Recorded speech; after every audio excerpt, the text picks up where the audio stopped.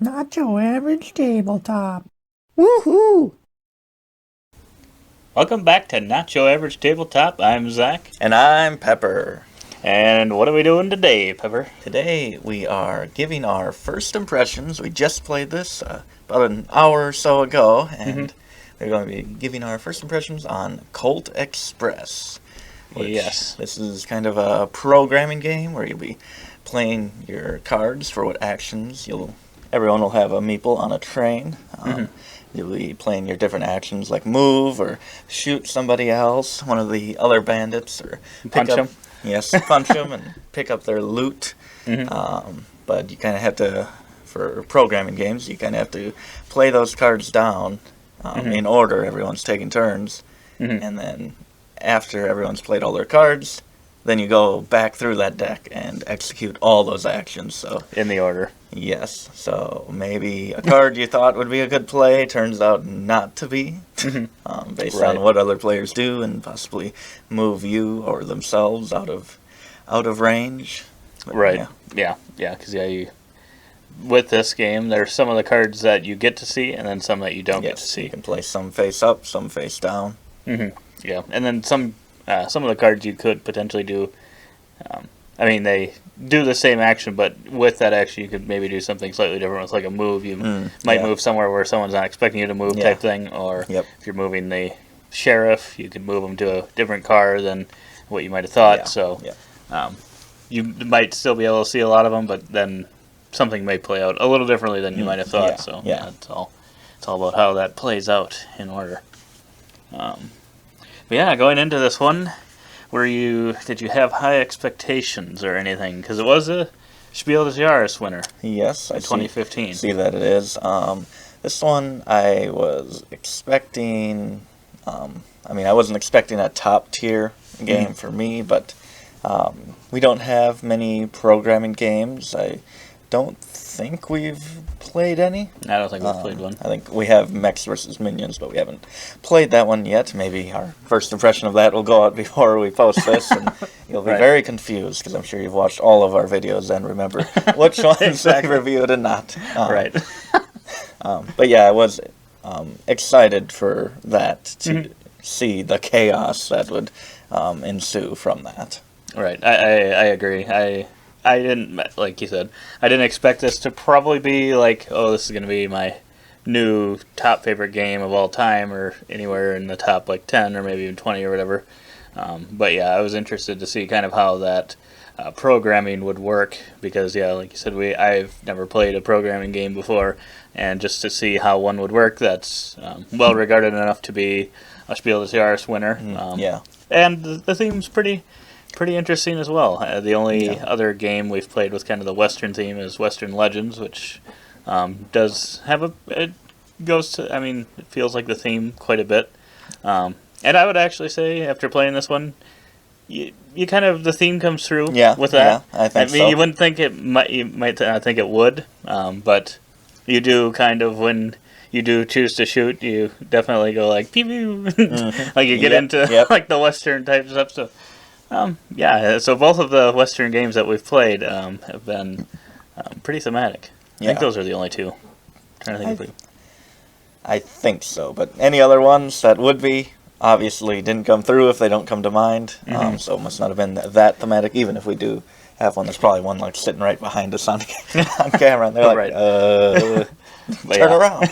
The only other one I could think of, we don't have it and we haven't played it, but would be maybe Great Western Trail, but I'm not sure that one. I think that'd be more mechanisms than feeling like it, but I haven't played it, so I'm not sure if that comes through or not. Yeah. So we played it, and what did you think? I think it hit right about where I kind of expected it to. It was, I think, which would be about a 7 to 7.5. So kind of one of those games that, if someone suggested playing it or something, I would be willing to play it. But probably not necessarily one of those games that I'm always going to be the one to suggest. But I think it's a pretty decent game. If I think it's kind of for a higher player count. I think it could still be good, but then it also, I think once you get so many players, it could be really hard to figure out kind of what's all going on. It could be a lot of chaos. I don't know if that would be too much chaos, because we played at 4 players, so that's like the What does middle it go ground. up to, like It says 8? 2 to 6. Oh, 2 to on 6? on the box anyway. So yeah, I don't know if it'd be too much then, or 4 is the sweet spot. Because I felt like, I felt like I had control most of my turns except maybe one, but I knew during that turn that there was a chance that what happened could happen. I don't know if you can always feel that or know that for sure, but so I kind of felt like I had control most of the time, or knew kind of what was going to happen.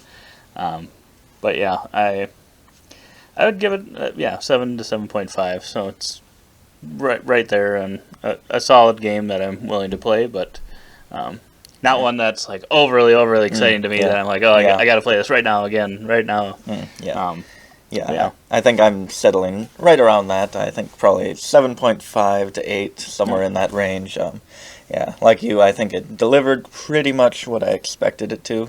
A lot of chaos and kind of epic moments that maybe don't go how you plan, but actually work out. I know kind of the last round I got kind of messed up in your fist fight with Michaela, which I didn't want to do, but it actually ended up letting me loot a few things as well, so it actually worked out. Right. I also had one turn where